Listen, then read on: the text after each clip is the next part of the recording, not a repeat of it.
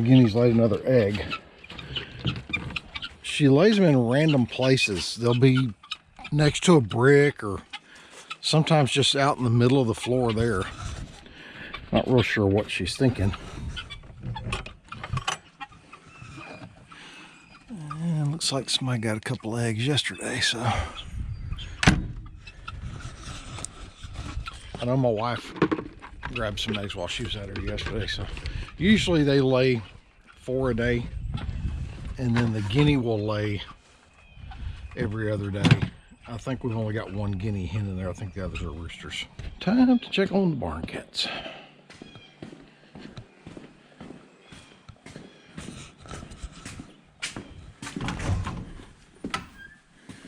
Well, there they are. Who's the hungriest cat in here? That's the most pregnant cat in here.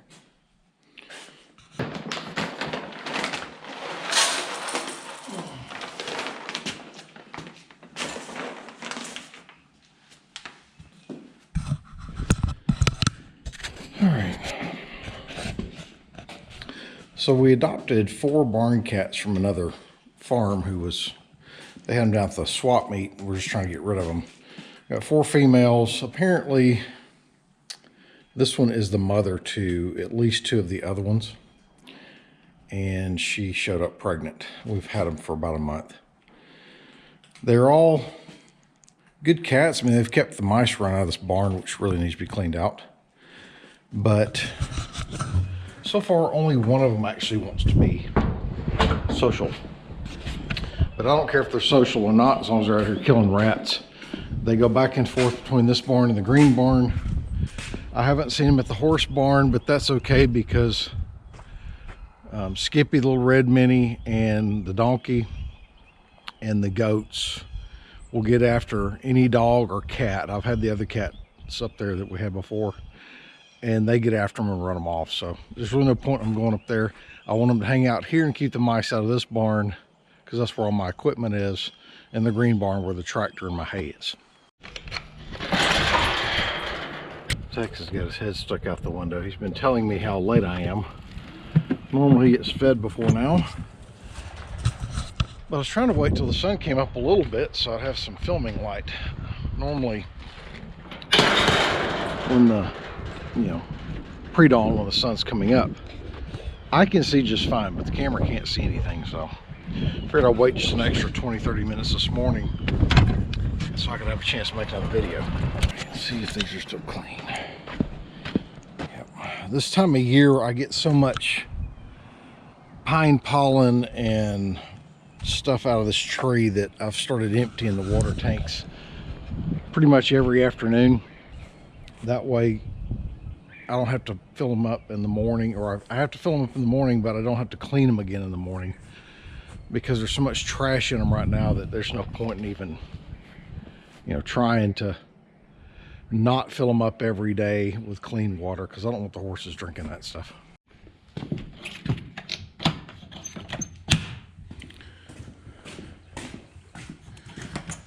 What's up, Goose? And that's what I'm adding to Goose and Texas feed. Soaked beet pellets. Trying to put weight on, well, I'm trying to keep weight on Tex and put weight on Goose. If you've been on the channel before, you probably haven't seen this horse. This is Goose. He's a new horse that I picked up to start training for roping.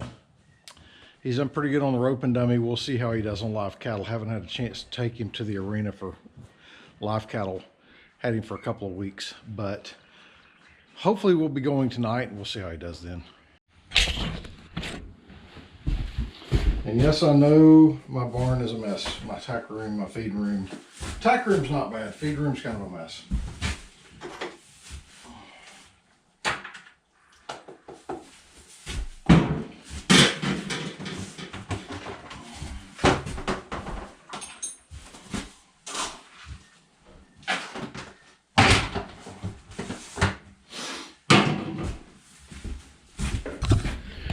So this is what I feed Patty. She's the older dark brown mini. Trying to get some weight on her.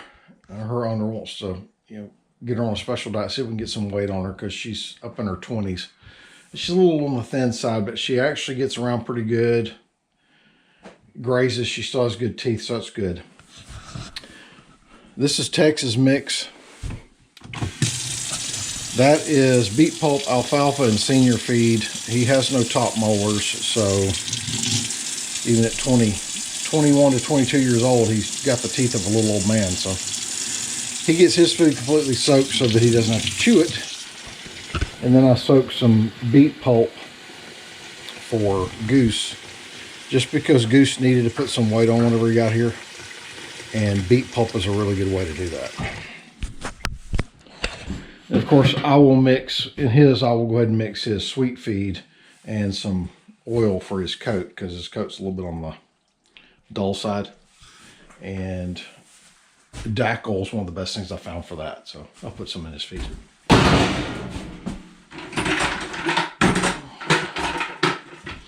This is a sweet feed and horse pellet mix.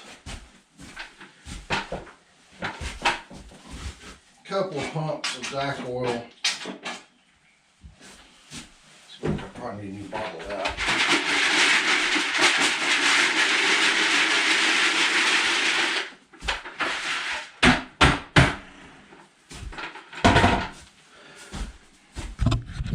And that's what Goose will get. Gets that twice a day. And this is a consistency. I add some hot water to Texas food. If you have, got some steam on the, it's hot water, got some steam on the lens.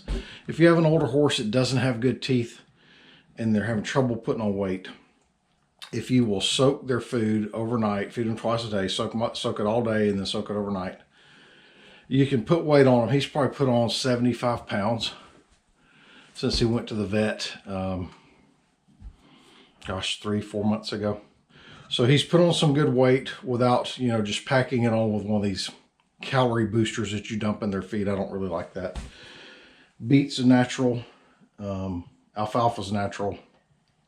Both of those are really good for putting weight on. So if you have a senior horse with no molars or, you know, really bad teeth, maybe missing some teeth, soak their food. They can mash it up, swallow it just fine. They'll get all the calories they need.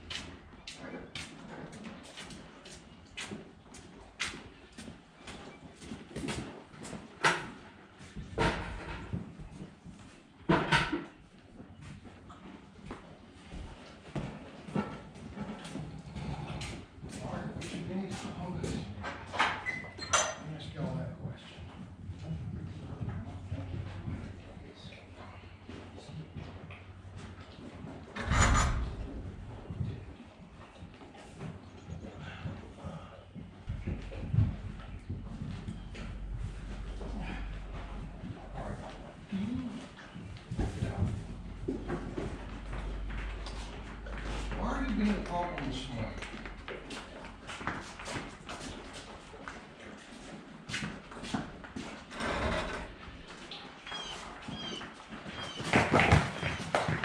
Oh, Rocky says, Mama with you. Come on. Problem, child. Here. You're being difficult this morning. Come on, Donk.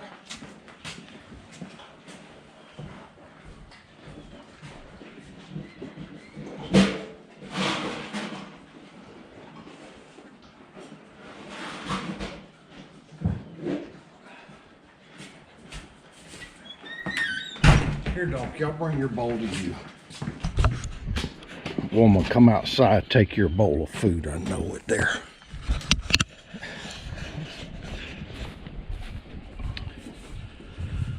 Sometimes Selena just doesn't want to work with the program.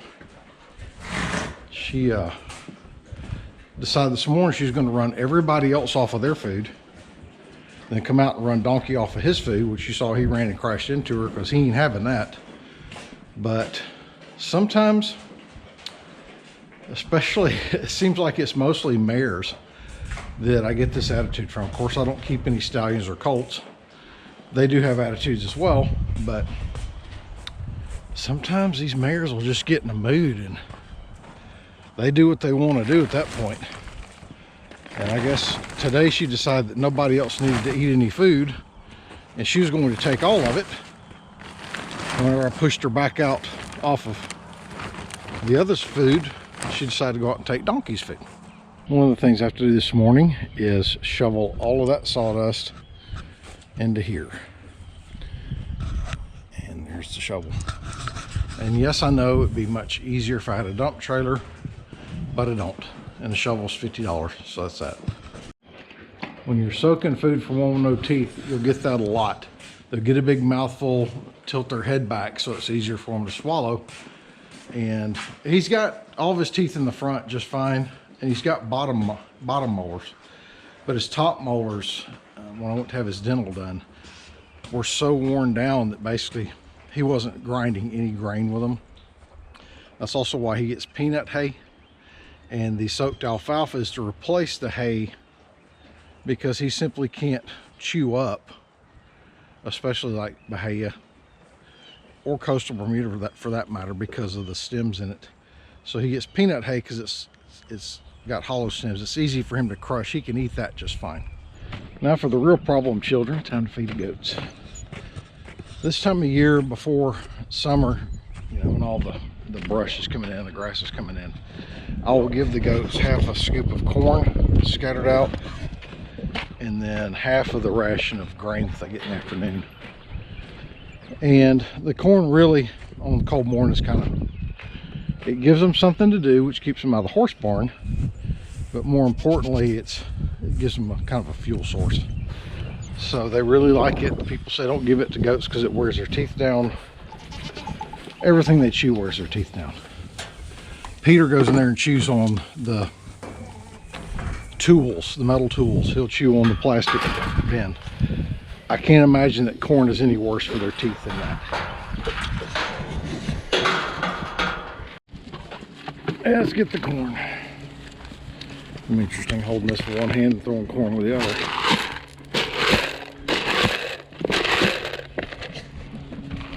Petunia. That's Petunia. Go up there and eat corn. There's nothing in there. Go eat corn.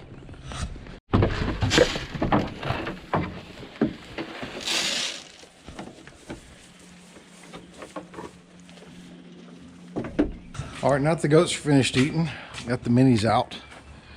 Skippy knows how to go through this walk through. He just chooses not to. I've seen him do it when he really wants to eat, but I give the goats a few minutes to finish their grain before I do this.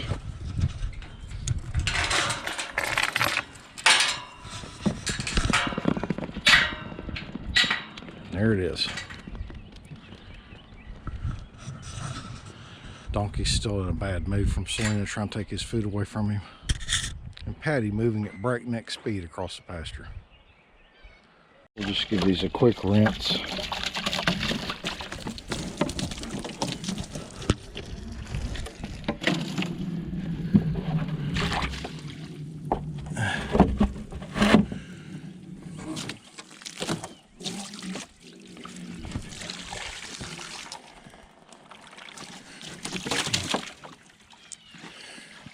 I need to get another hose. This one is old and it's getting really dry and brittle.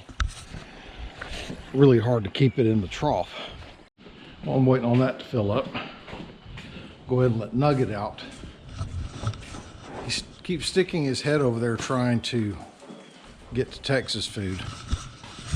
So he ends up with alfalfa on the face every morning. Why are you all up on me? Get down. But unlike most horses, Nugget takes his time leaving the stall.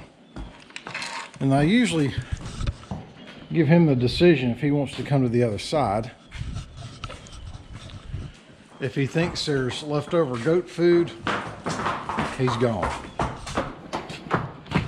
And which way are you going? He's thinking. Sometimes this takes just a second. Well, since Nugget elected to stay on this side, I'll put Tex and Goose over here. I don't put Nugget with the other big horses because he is the herd bully. And the other two horses are mine. Tex is my competition rope horse. And hopefully Goose will be soon. And Nugget's just Nugget, so I don't want him pushing them around, biting on them, whatever. He doesn't do that with any of the others, especially Skippy. Skippy will kick his butt. And he's not aggressive at all with the goats, but with grown horses, he's very dominant. Well, the GoPro died, which it does that quite often, actually. I've got to finish up. I've got to clean out the stalls, clean the buckets, fresh water, and sweep the floor. I want to shovel all this sawdust off the big trailer, but it's so windy, it's blowing everywhere every time I cover it. So I'm going to get this done off camera because I can't shovel manure and hold a cell phone at the same time.